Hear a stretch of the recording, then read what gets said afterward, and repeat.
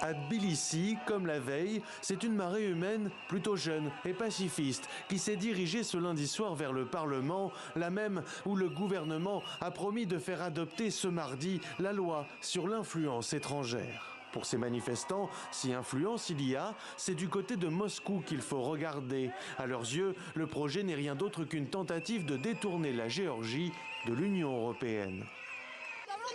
Cette loi contribuera à l'enracinement du régime dictatorial russe dans notre pays. Nous ne voulons pas vivre sous ce genre de régime et revenir sous l'influence russe. Nous, étudiants, sommes en grève. Nous n'assisterons pas à nos cours tant que cette loi russe ne sera pas abrogée.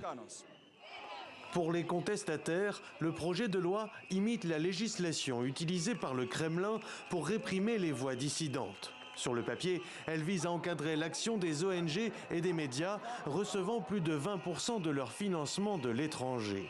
Un projet qui cristallise deux visions de la société, partagée entre sa jeunesse qui met en avant les valeurs d'une Europe à laquelle cette ancienne République soviétique dit vouloir adhérer, et sa frange plus conservatrice.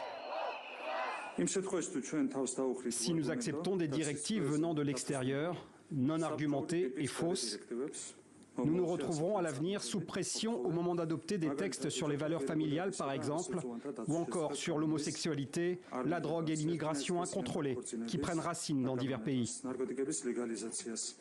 Après une première tentative avortée en 2023, la loi a finalement été approuvée cette année après 2 lectures et nécessite aujourd'hui un 3e vote. La présidente, Salomé Zourabichvili, pro-européenne et en conflit ouvert avec le gouvernement, devrait y mettre son veto. Rêve géorgien, le parti au pouvoir assure de son côté avoir assez de voix au Parlement pour passer outre les oppositions.